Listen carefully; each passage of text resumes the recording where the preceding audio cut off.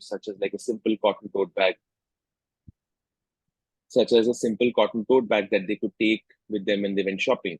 Something easy to wash, easy to reuse. Maybe they can fold and keep in their pocket, keep in their car. And the difference that we did was we put a very bright design graphic on it, something that talked about the environment or talked about the problem of plastic pollution. And the thought was that maybe this will help them remember that they have a bag that they need to take shopping. So that was the idea with which Ecoright was started. And we launched a few designs online on our website, on Amazon in India and the US. And very quickly, we started seeing great consumer reviews and great consumer traction coming in, which is when at that point, Nikita and I decided that it would make sense for us to do this together. And Nikita joined me at Ecoright. This is 2019, is when we incorporated and started Ecoright. And when Nikita came in, she came in with a whole different set of ideas that really helped Ecoright take off. Nikita, if you could just go through that. You're on mute.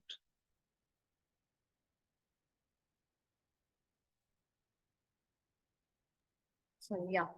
So basically, since Udit had started working on Ecoright, of course, I started using Ecoright tote bag. And, we had also launched a large zipper tote bag and a lunch bag. And, I also got one each of them. And we were products and it looked like the unit economics were great. So we thought we'll build it together. But, once I started reading more about sustainability, realized that it was not just a single-use plastic that was a peril. Plastic exists in actually various forms in our lifestyle, which we do not even realize, and yet use it in a very unsustainable manner. A lot of it is not recycled or is harmful as well. One such form was PU, uh, uh, of which all my other bags are made of. And one problem that I faced was that while I could buy one tote bag, I could keep one lunch bag. There were these crossbody bags, shoulder bags, all other different types of lifestyle bags I had in my wardrobe, of which I had many of each. And all of them were of unsustainable material. I wanted to move to a sustainable alternative, but I couldn't find one.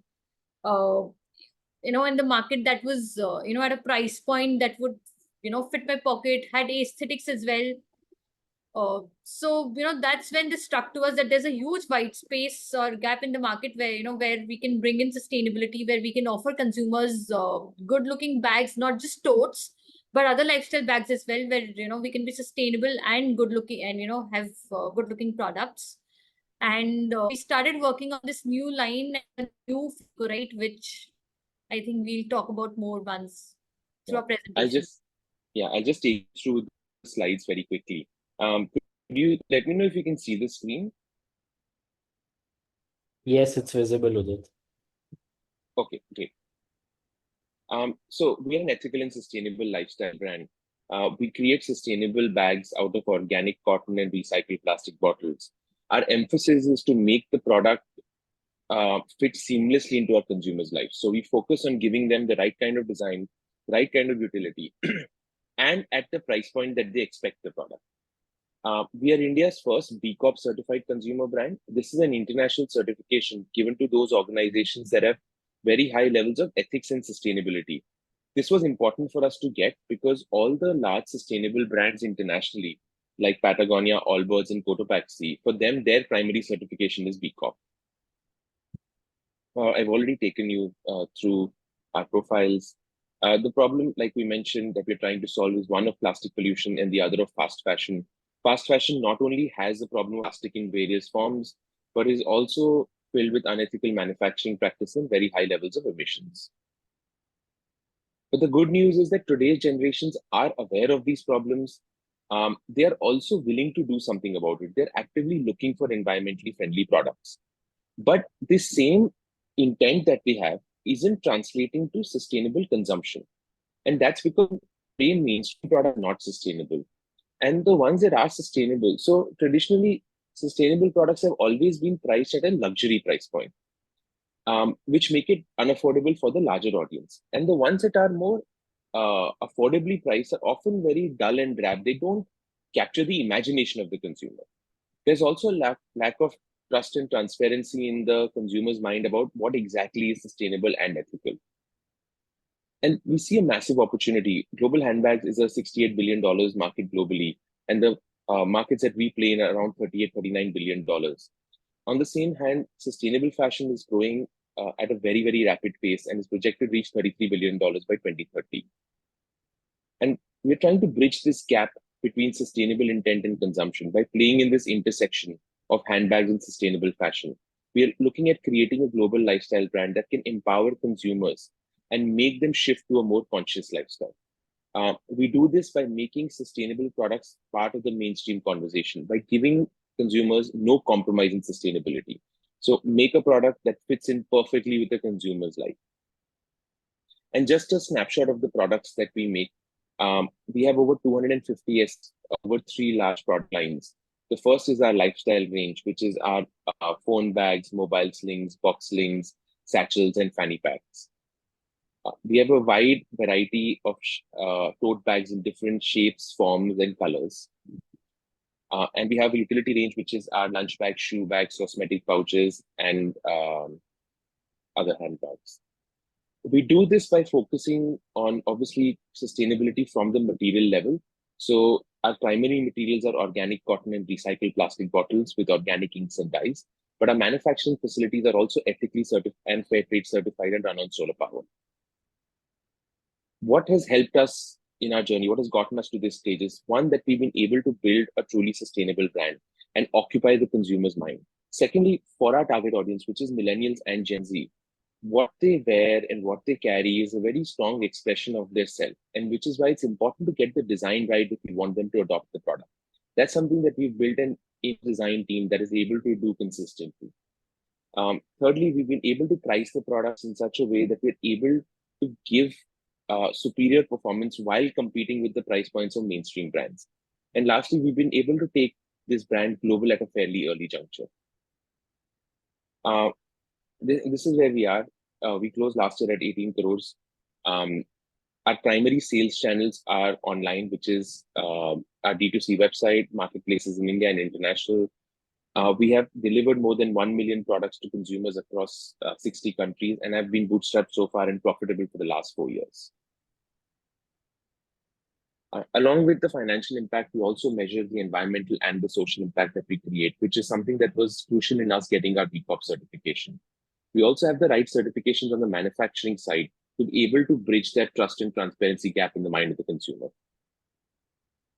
And we've been lucky to have some great consumers over the years. We have more than 58,000 followers on Instagram and more than 45,000 reviews globally at an average rating of 4.4 out of 5. We've also been featured in various magazines in India and invited to various fashion shows internationally for our products. And just a snapshot of some of our consumer love. Let's go for this. We've also been lucky to have been picked up by celebrities. Both Sara Ali Khan and Alia Bhatt use our lunch bag. And it's something that we hadn't sent to them, but they or their team kind of picked up and they used themselves. We've also been awarded both for being a sustainable brand as well as a brand with global potential. We were runners-up at the Amazon Global Propel Accelerator, which is a bootcamp Amazon runs for brands that it feels have high sales potential globally. And that what inspires us that there are other brands internationally that have been able to build sustainability at scale. One of the closest to us would be Rothy's, which is a sustainable women's lifestyle brand, which got acquired last year at a revenue of around $250 million. There are also other bag brands like Cotopaxi and Baggu that are at immense scale. Going forward, this is what our plan is. We want to build further dominance within the bags category by launching in the work and travel range, which we're currently not fully present in. We also want to expand our category to include more home essentials and accessories. We're also looking at doing a rebranding and strengthening the brand with high quality video and photo shoots, as well as getting the right kind of brand ambassador. And on the sales channel side, we've just launched our D2C US website, and we've launched on quick commerce across Blinkit, Swiggy, and Zepto very quickly to be able to grow. We're also working on launching on other marketplaces internationally to be able to get Ecoright in the hands of more people. We're looking at taking this brand from here to about 430 crores in FY28. This will be divided with 65% global revenues and 35% revenues from, and largely pushed by our D2C website, marketplaces, and our offline channels. And that's where we are. We're looking at raising our first round of around $1 million. This is primarily towards brand building and new category development. So yeah, that's all from my side. Thank you.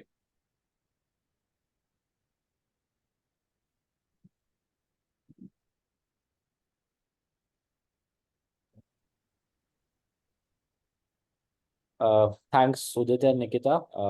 That was a great pitch. So just to recap, Thank you. they are not just on Amazon and Flipkart India, but also one of the prominent sellers in Amazon, US, Canada, and Europe. And we are now open for questions. Anyone who has any questions, you can either write it in the chat or you can raise your hand and we'll allow you to unmute as well. So Arjun is asking, what are the investment terms? Arjun, I'll be sharing the invest link right now on the chat. But basically the terms are via syndicate, the minimum amount is 2 lakh and above. And via direct cap table is 15 lakh and above. And the carry is 10%. And 2% is the management fee, which is charged by We Founder Circle team. So Arun has a question. Could you show the revenue forecast? Do you have that handy, Udit or Nikita? Yeah. Yes. Cool. So Arun, Revenue forecast. yeah, you could take a look at this over the next 5 financial years. This is the forecast. So Rajiv has a question. Why growth is flat financial year 23 to 24? Yes. Thank you for your question, Ajit. One, I think markets took a bidding in 20 categories where growth in Amazon was 15. We were able to keep up by growing India business. So India by 6% at the same time. We, as a we fund our entry, and we could not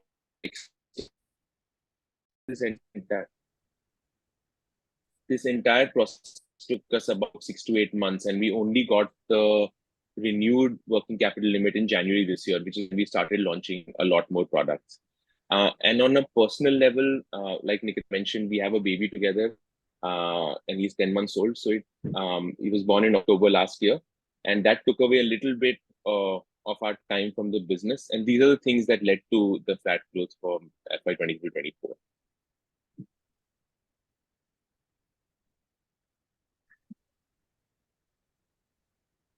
I just take the questions from the chat box.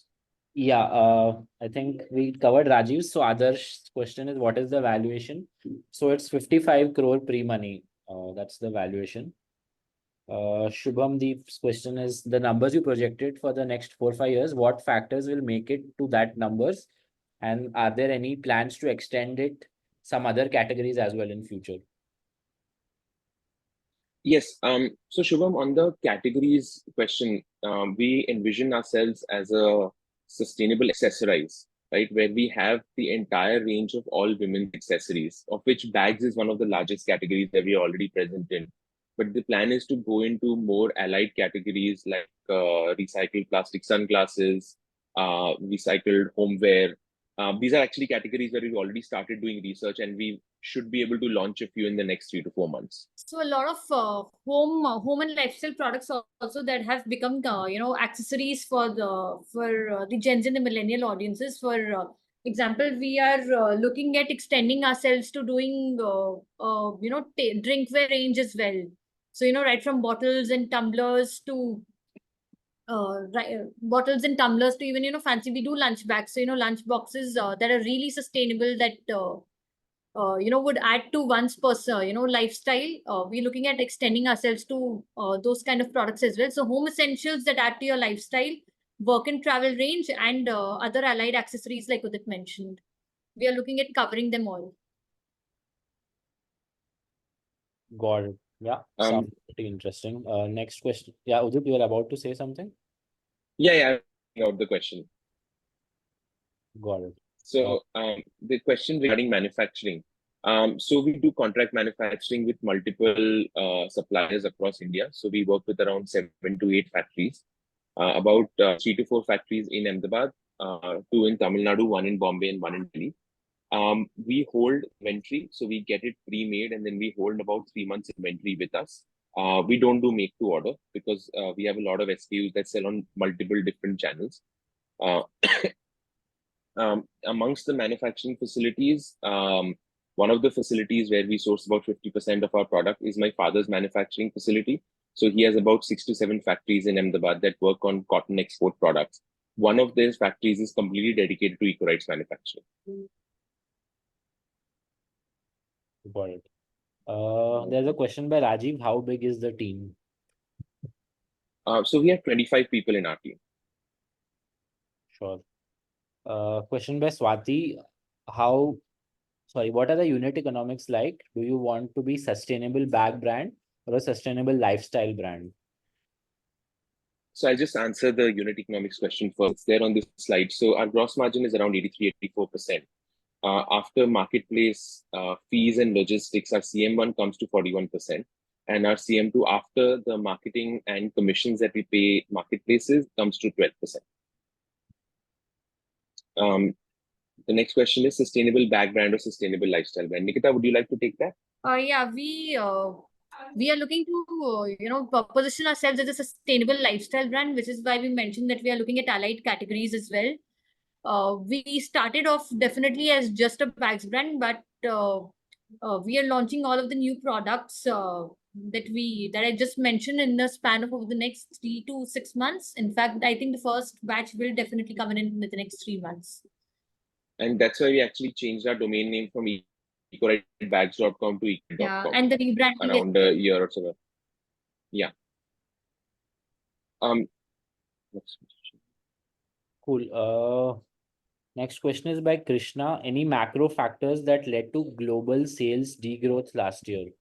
Macro or external? So Krishna, Krishna, thank you for this question. There were very clear geopolitical issues that happened with the European market, and the European market is still very slow. There have also been recessionary pressure in the UK, and we've seen this affect the marketplaces themselves. It's not just our category, but the entire marketplaces have slowed down quite a lot in these geographies. Got it. Next question is by Ramesh, who's saying any further rounds of fundraising and exit plan for investors? Ramesh, we are looking at raising at least a couple of follow-on rounds after this. Our aim is to get to 1,000 crores in revenue, and we will do 2 rounds for sure after this. In terms of exit plan, there are 3 exit options that are currently available. One is that we get acquired by a larger player, which is possible more in the global market because we've seen multiple companies, sustainable brands getting acquired by larger players. Secondly is if we were to be able to take this company to an IPO. And lastly is if we attract, where there are a lot of larger brands which have attracted PE attention, and then PE generally gives an exit to all the early investors. Got it. Sounds pretty interesting. Next question is by Harvinder. Existing assets, if any? No, like we say, I think our business is in the cloud. So we don't have any assets. We don't do the manufacturing ourselves. Our assets are primarily our office and our IT. Great. Next question is by Krishna. Who else is investing in the current round and what are the commits so far?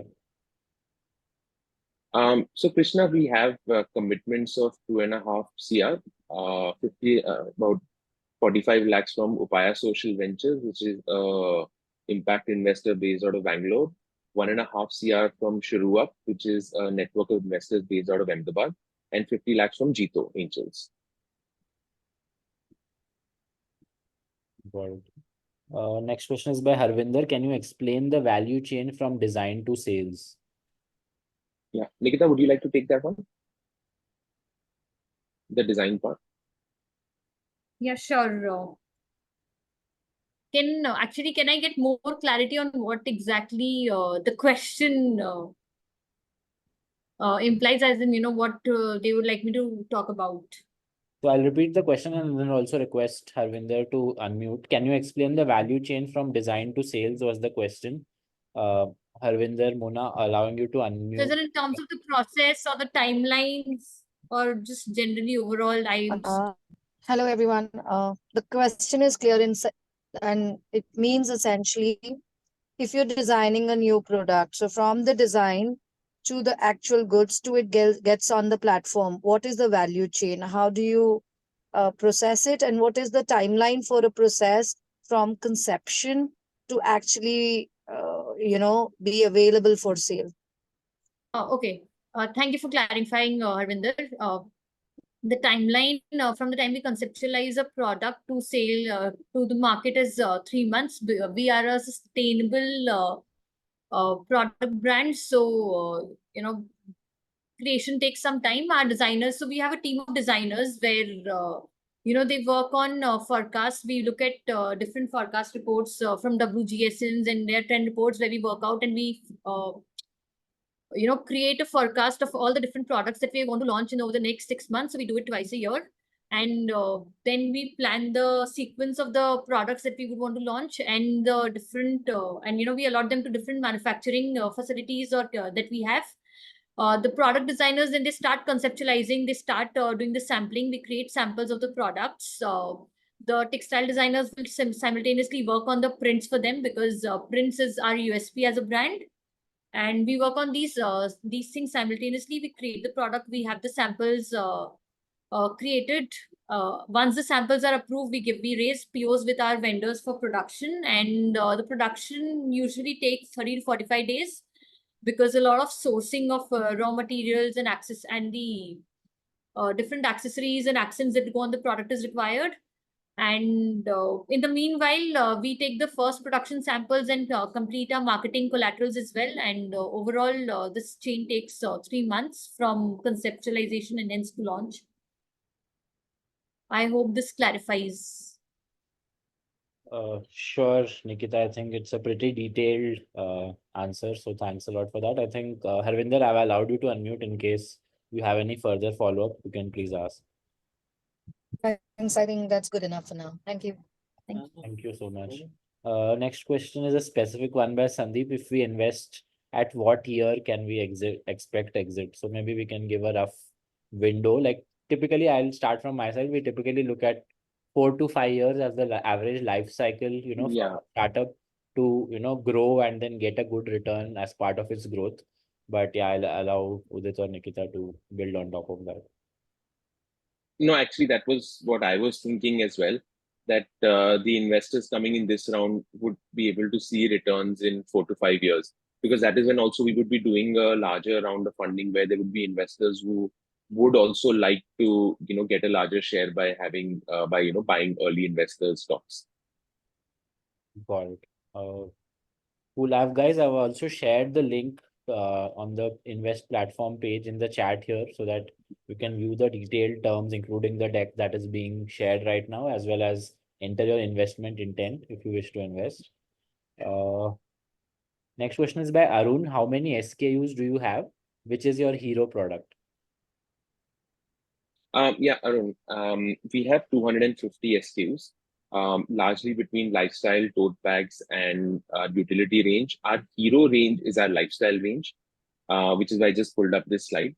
With our lifestyle range, our recent launch that we just launched 1 month back, that is going crazy in terms of sale, is called the Suki Sling. It's not here, but the other one that is our hero product is our fanny bag, our box slings, and our phone bags. And these designs themselves that are there on the slide, the Yeah.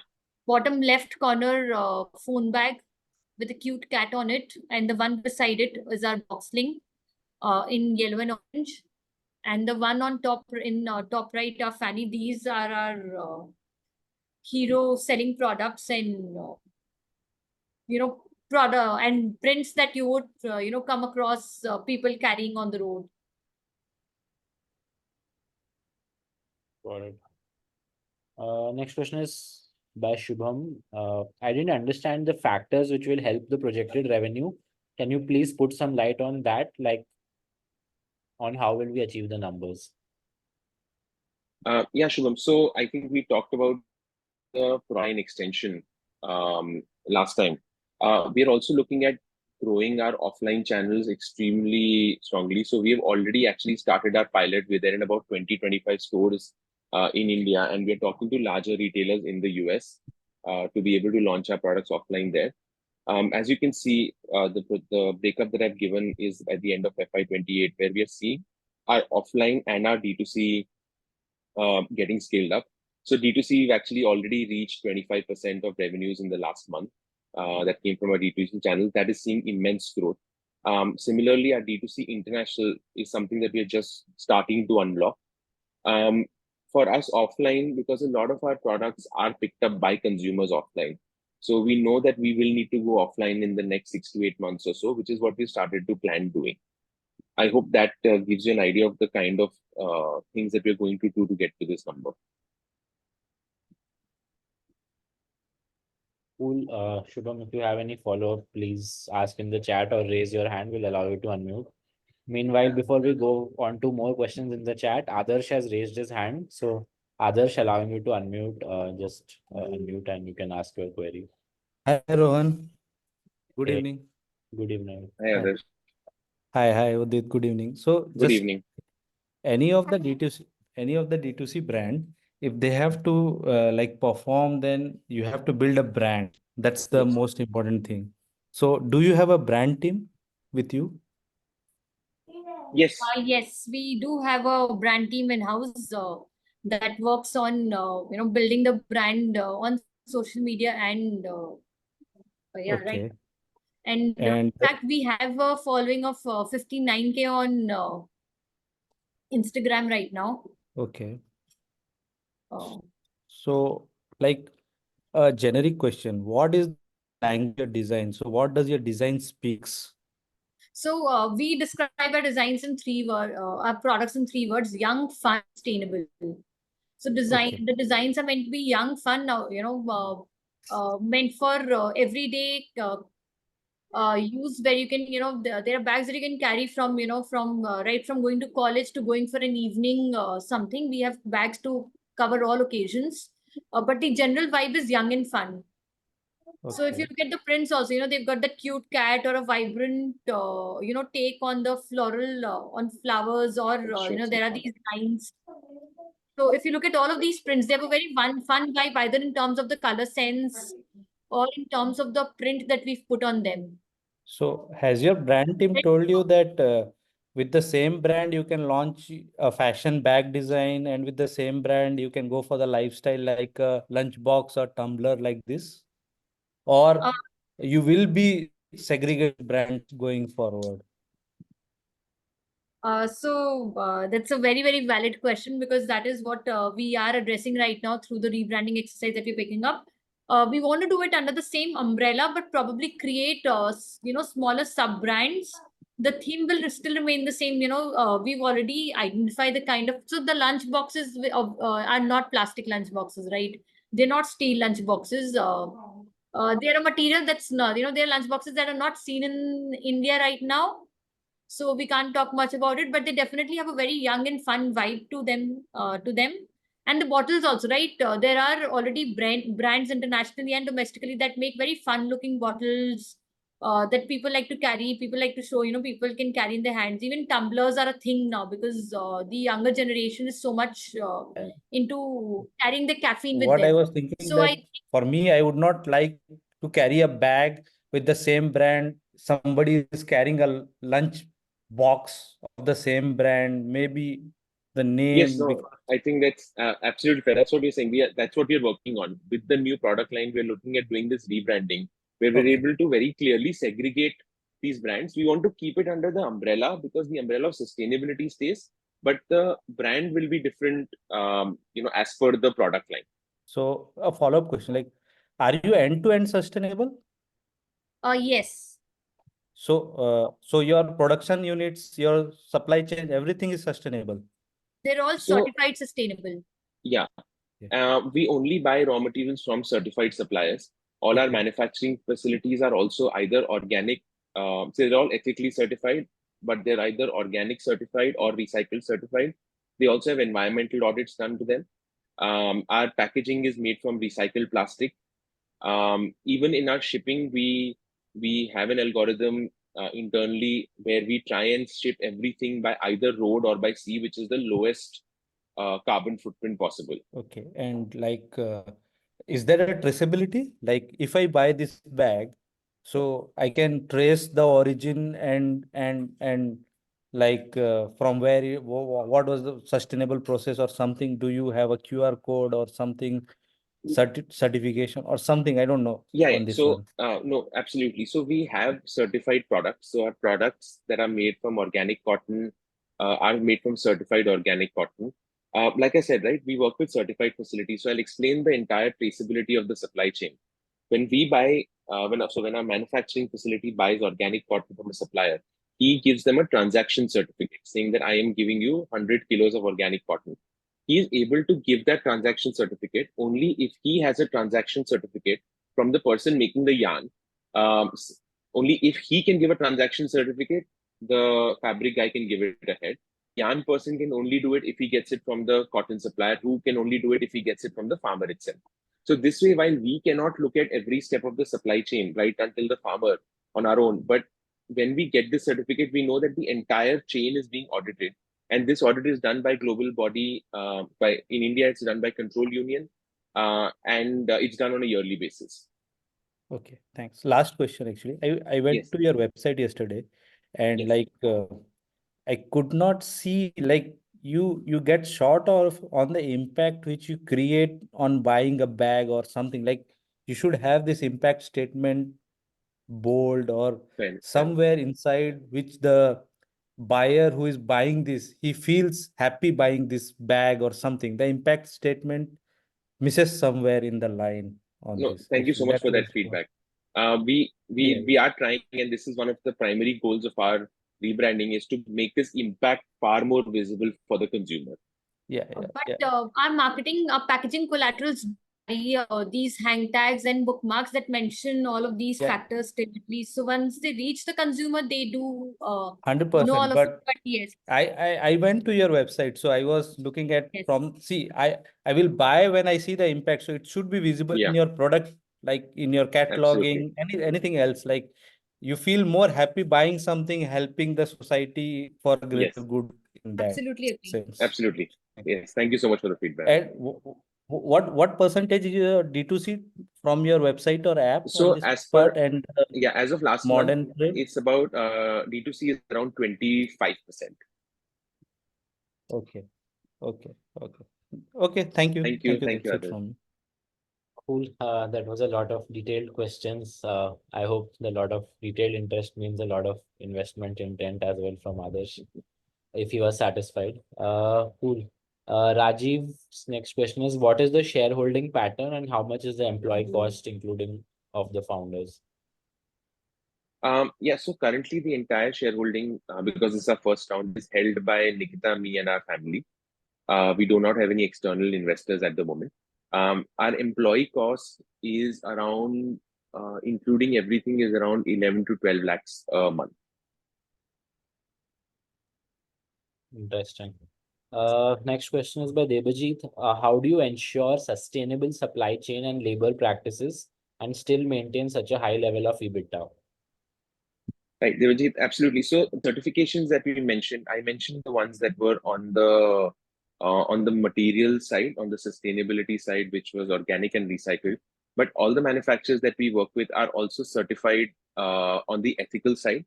And in 80% of the cases, we have also met all the manufacturers ourselves and gone and understood their facilities. But given that they are certified means that they are following very high levels of sustainable practices, so ethical practices. We generally look for the SEDEX 4-pillar certification or the SA 8000 certification. Those are two very, very stringent certifications that we work are there with the suppliers that we work with. I'll take up the second question here on how do we ensure such. So one thing that having one manufacturing that is so within family has helped us that we understand the product in and out. So we develop the products in a way that helps us in minimizing the costs, and cut all extra frills. For example, just to take an example on this page, with sustainable ethical production, the highest cost comes basically in two forms. One is the material cost, of course, because organic cotton is expensive, and the second bit is the stitching cost, because the wages are higher than usual, right? So, you know, we generally try to make products, so which is why we have a very wide lifestyle range, which are very fancy bags, but small in size, which means small, lesser fabric consumption. So a smart way to make products that, are price premium, but the fabric is lesser. So the material cost is much in control. And, also one more cost that comes into play is our printing cost, right? So if you look at all the bags, they're made very smartly. So designers work on creating prints. All of these prints are in one or two colors. And then we've standardized the base colors to gain economies of scale in how we are making the products. The second bit is stitching. So again, we have very skilled product designers who work with our carriers to ensure that there is simplicity in how the product is created. While it looks complicated on the outside, we work a lot on making it simpler, so that we are in control of the costs in making the product. I hope it helps. Sure. Thanks for the detailed answer, Nikita. Next question is by Arun. How much have you guys invested till now? Like personally invested in basically? We've invested about 75 lakhs of our own money. Next question is by Abir. Okay, I think it's a repeat of the same question, the personally investment part. Krishna is saying, can you share your projection expectations from revenue in India versus global? Yeah, so I just pulled up the projection slide again. Right now we are at about 60% India and 40% global. The idea is to take it to about 50% by FY25, FY26. And then that's when our we see our D2C and our offline global channels take off faster, and eventually ending at about 65% global and 35% India. Next question is by Pradeep. What is the one threat you might face in the future that might affect your business?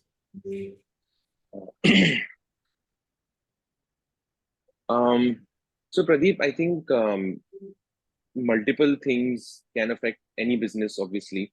For example, the global macro changes have affected the way our business runs. And we, our global business also degrew.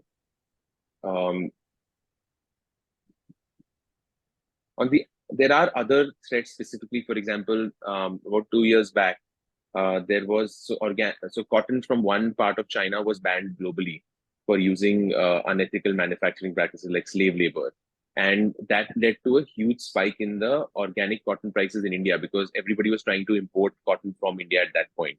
I think these are the kind of factors that most businesses face that would be, that would be a threat to the way we do business. But it's stuff that we have faced, and we will, continue to adapt as we go ahead. Got it. Couple of questions by Bhishma. First is, can you explain in detail, perhaps with examples, how this round will help to reach your next targets in terms of how funds will be deployed? Yeah, so I think the slide depicts that, but if you want to briefly cover it. Yeah. So Bhishma, about 40% of the round, around 3.5 crores, will go into brand building.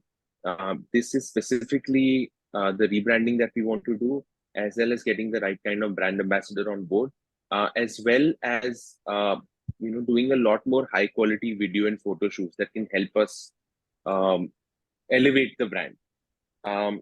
Secondly, in terms of new categories, we've explained the new categories, but for us to grow faster, we have to take a lot of bets in different categories and launch a lot more products. And which is why we've set aside a significant amount for new category development and R&D. And we are also putting aside 10% of our round for, to hire the right kind of people who can help us get to that next level, as well as upgrading our technology to be able to get to that kind of scale. So both on marketplaces and our own D2C website. The second question. The next question is, What is the sorry, please go ahead. what is the timelines and dynamics of next rounds to reach 1,000 crore? At what timeline, revenue, and valuation? Okay, so Bhishma, we're looking at doing one more round in FY26 once we hit that 100 crore mark. At present, we're looking at doing our calculation says about a 4 to 5 million round then. And then the round after that would be in FY28, 29 once we cross the 400 crore mark. And that would around be like 12 to 15 million dollars that can help us get to the 1,000 crore mark. In terms of valuation, I think might be a little premature for me to say right now, but obviously we're trying to maximize the valuation that we can get going ahead for our investors in every round. Cool. Bhishma, if you have any follow-up questions, do write in the chat. We'll take it up. Or if you want to speak, you can raise your hand. I'll skip the next question by Pratap because I don't see him on the call anymore. Couple of questions by Krishna. What are the key areas of improvement for the business in your own assessment? Nikita, you want to take that? Should I take it? Yeah, we see two main key areas, I think, where we can do improvement. One is our desire, launching a lot more products. I think because we've established ourselves in the marketplaces and the markets that we sell, we are getting a lot of good traffic and our people asking for a lot of products. So I think launching a lot more and lot quicker, which the money can solve, I'm guessing. And the second one is again, branding. And as it was mentioned a bit earlier, that we need to bring in sustainability much more stronger in our branding.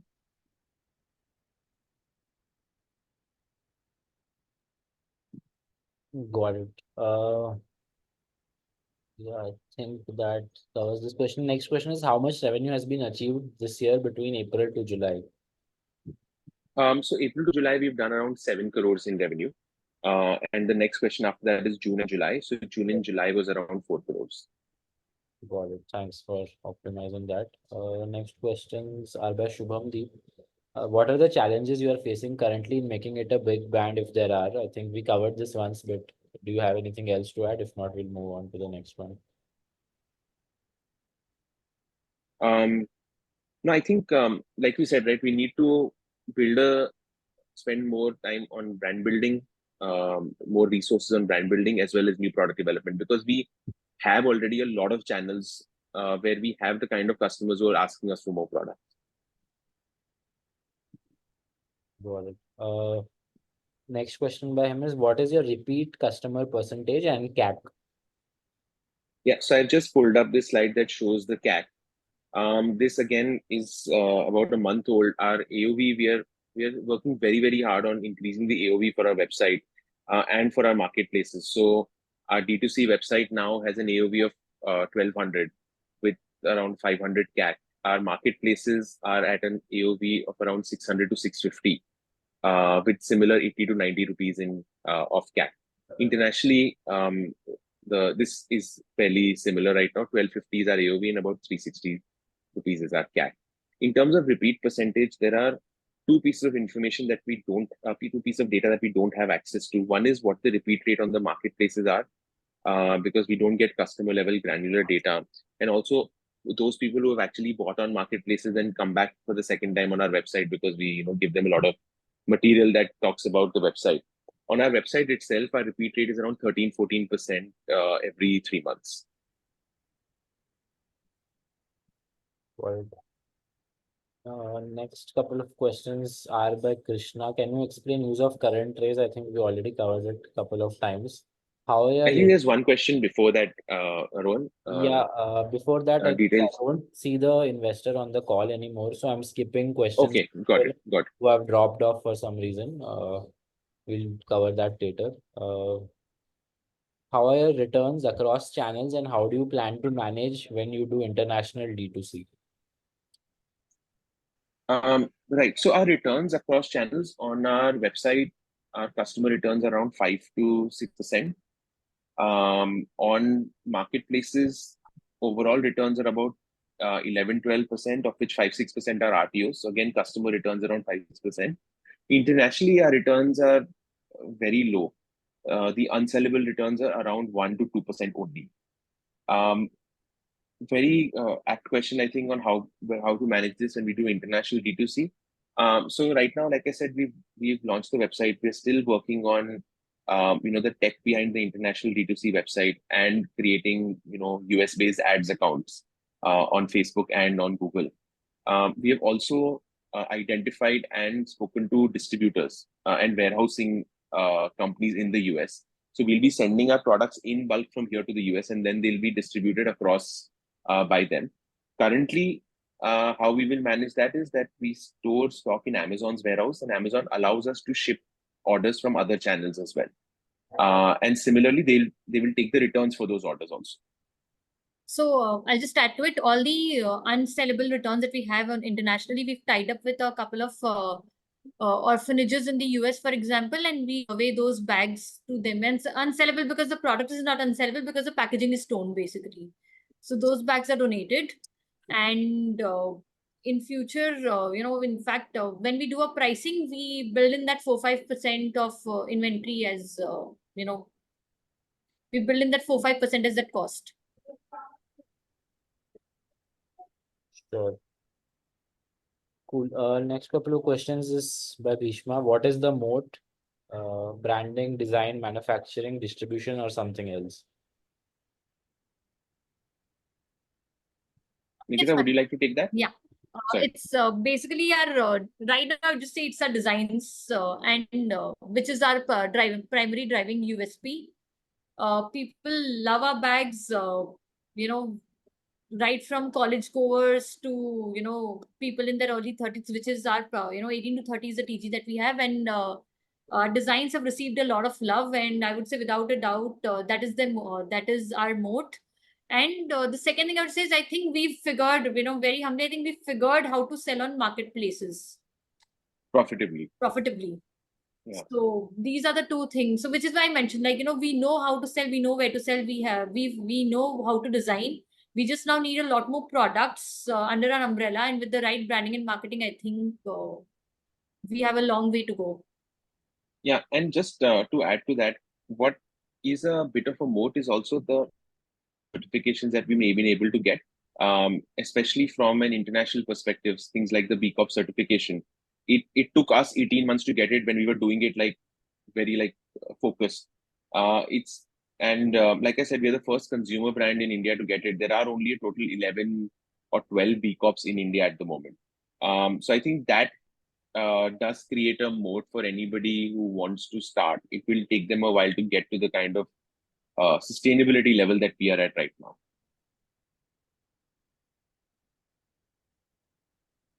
Got it. Next question is by Adarsh. I understand bootstrap companies find it difficult for growth. Why are you not raising a bit bigger round to cater for the working capital issue? What are you doing to bring traffic to your website or app? Give a revenue projection of with or without the funding scenario, and are the commitments soft or hard? When are you closing this round? Quite a lot of questions. I'll just take the first question. Yeah. I'll take the first one around working capital. So Adarsh, the reason we've not put in more working capital allotment here is because we have working capital lines with Bank of Baroda already. We are at 3 crores right now. We are discussing with them to increase that to 4.5-5 crores. Because we have that, we realize that we do not need to do a more equity raise for working capital. Second question is, what are you doing to bring more traffic to your website or app? So Nikita, do you want to take that? Should I take it? You can take it up. Yeah, so we look at our website driving traffic by 3 ways. One is organically through search. So we've been working a lot on our SEO, and we've increased the number of organic hits on our website by around 10x in the last 3 months. We're also working on growing the brand presence. So, our entire Instagram game is pull more consumers to our Instagram and therefore to our website. And thirdly, we do ads on Meta and on Google. We're also starting ads on we're in the process of figuring out how to do ads on Snapchat and on TikTok as well to be able to drive that kind of traffic. So give a revenue projection of with or without funding scenario. So without funding, we're looking at closing this year at around 26, 27 CR. With funding, we're hoping to take that to 40 CR. That's what the scenario is. And like, we discuss obviously, as a bootstrap startup as well, we've been able to grow, but maybe at a slightly slower pace. So we would still want to get to, let's say, 100 CR, but maybe that won't happen in 2 years without funding. That might take 3 to 4 years to get there. Are the commitments soft or hard when you think of closing this round? Commitments are all hard commitments, of which 50 lakhs has already reached our account yesterday. The other 1.5 crores from Shuru Up should reach our account in the next 10 to 15 days. Similarly with Jito as well. So these 2.5 crores are complete hard commitments, and we're working on the documentation process. And we have a few of the folks who have already on the call entered their intent as well. So these are hard. Awesome. Cool. Next question is by Krishna. Will the brand ambassador be foreigner or Indian? What kind of brand ambassador would you be looking to onboard? The brand ambassador right now will have to be Indian. I think, we would want to first do brand building globally at once can be very, very expensive. With this rebranding, we want to first build and establish the brand in the country. Internationally, anyway, we are looking to grow more via marketplaces and distribution right now. So brand building in the country first would make a lot more sense.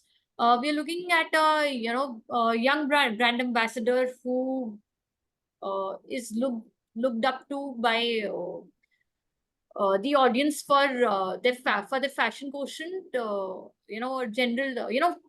I'll give you a couple of names that we have in mind. We've been thinking of in terms of macro influencers like a Prajakta Kohli, who's also UN ambassador for Climate change.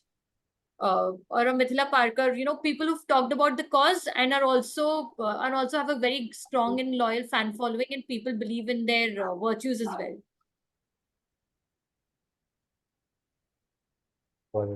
Next question is by Adarsh again. Do you have product segregation for global and Indian market? Yes, Adarsh, we do. So there are certain product lines that work that we create only for the international market, and the others that we create for Indian market. We are lucky in the sense that about 60%, 70% of our range resonates with consumers across geographies. But for example, there is a simple tote bag that we sell, which is a very plain tote bag, no bells or whistles, just a simple carry bag, but very nice design on it. That doesn't do well in India, but it does very well in the global markets. Whereas in India, for example, we've created a larger tote bag with a zipper closure based on Indian consumer feedback. कि अगर zipper closure नहीं दोगे तो metro में कैसे लेके जाएंगे? Very, very simple consumer feedback that we need to have it closed when we are traveling. So we create based on what the consumers are saying, plus our research, we create products differently. But about 60-65% of our range is similar across geographies. Got it. Next question is by Suchet. Has the team carried out a detailed study on the gaps in the sales market? Have you taken into consideration these aspects while revising your products? So I'll take up this question. We have a dedicated sales. So me and the sales team that I have, we have some analytics tools available on our marketplaces which we use to identify the product gaps.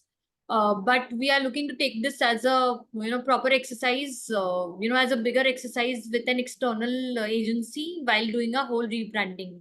Yeah, but and figuring out. Yeah, so currently, Sujit, we basically rely a lot on the search behavior that we see across different marketplaces. So as we are a brand registered on, let's say, Amazon, we have access to brand analytics that talks about where we understand how many products there are, what are the kind of products that are trending upwards, and then we do our own research and see are there any gaps in these product lines. Similarly, we do that for Google, where we're able to see what the consumers are searching for and then seeing is there a gap in that market.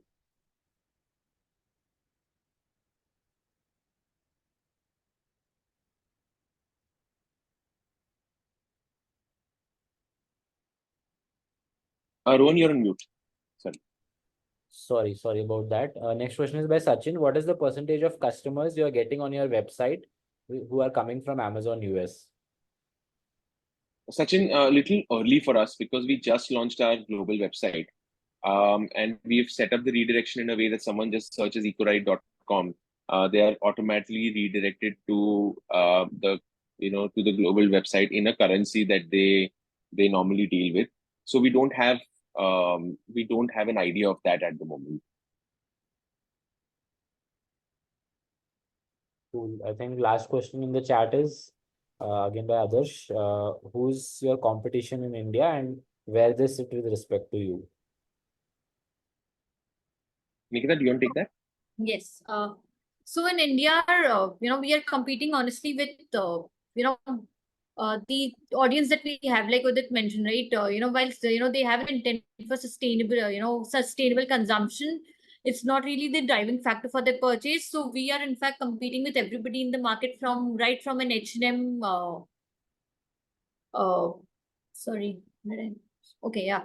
Right from an H&M to an Only Mango, or even there are other bag brands like Daily Objects, etc.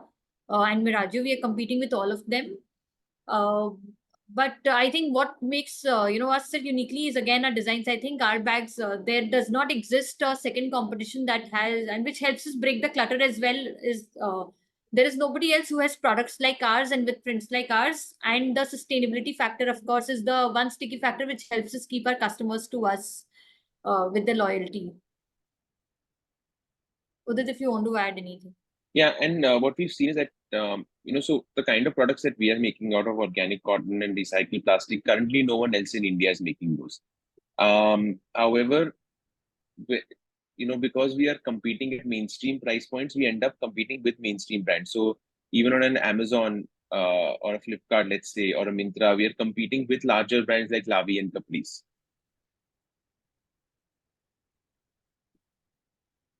Cool. I think we've covered all the questions in the chat.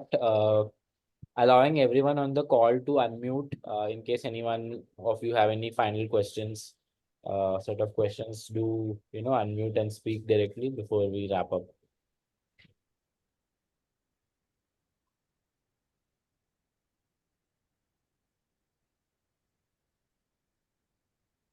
Cool. Looks like anyway we had detailed 45 minutes of Q&A, so we've kind of covered all bases.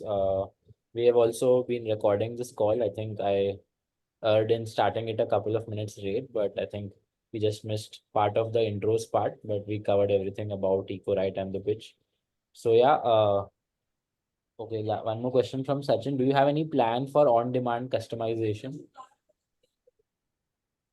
Sachin, we do. We have identified the way to do it, but we aren't focusing on that right now because we aren't able to give that service on various marketplaces as well, or the offline market which we're trying to do, which is why we haven't explored it fully at the moment. But it's something that we are planning to do once we have launched a few more products. And when we get into the gifting range with those products, we can start looking at customization.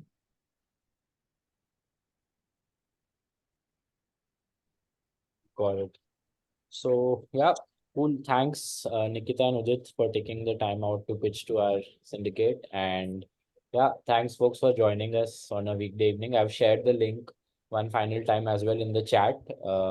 And we'll be sharing the links and the recording as well on both email and the WhatsApp groups that you're a part of. And Nikita and Udit, like we may plan a deep dive call. We generally do one pitch and a second call maybe a week later. So given that it's anyway Sure. Independence Day long weekend where a lot of folks are traveling. So sometime next week, Yeah. we'll check with you and do a follow on like quick call as well. Works. Like, Perfect.